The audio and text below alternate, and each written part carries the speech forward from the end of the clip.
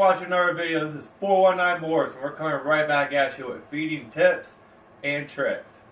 So there's two options that you can do. You can feed live, which is what I prefer, or you can feed frozen. So there's benefits to both.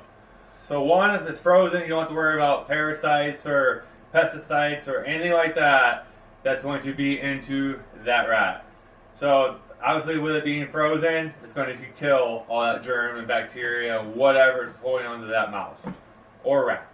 The downfall about it is if the snake doesn't take it, you gotta heat it up, reheat it, and that can just be kind of a pain. Especially for me when I have a lot of them. I have 7. Again, I have 7 ball pythons plus a corn.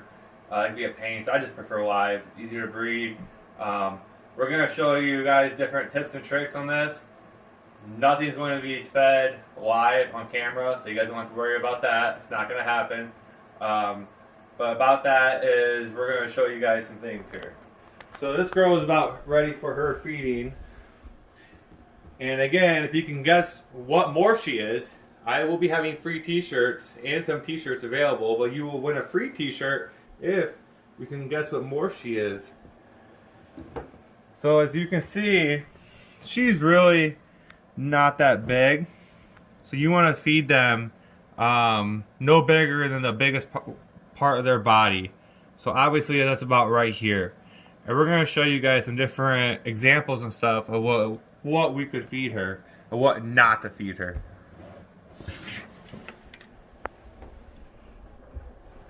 Well, here we have some quick examples. So this is a decent sized rat or whatever, so we're not, obviously this is way too big, by the body of her. I mean, and even this could be kind of, pushing it.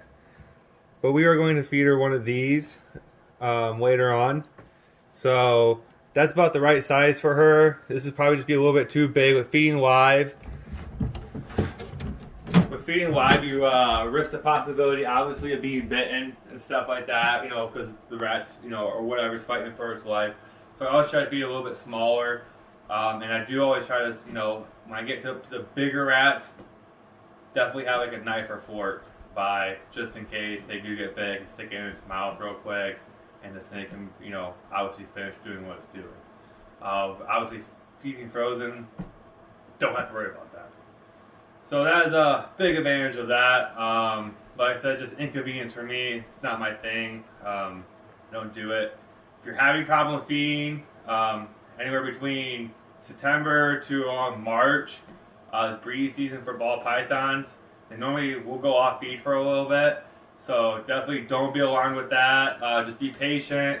Don't stress them out. Maybe offer them a food every couple weeks or so. See if they take. I have one right now that's not eating. He's around 500 grams. No, he's about 600 grams now. He's about 600 grams. He's not eating right now, but he's not losing any weight too. So when they start losing weight is when you need to be concerned about it. So I weigh him up about every couple of weeks just to make sure he's not losing a lot of weight, and he hasn't been, so he's fine. He'll eat when he wants to eat. But right now, this is 419 Morse, and we're out.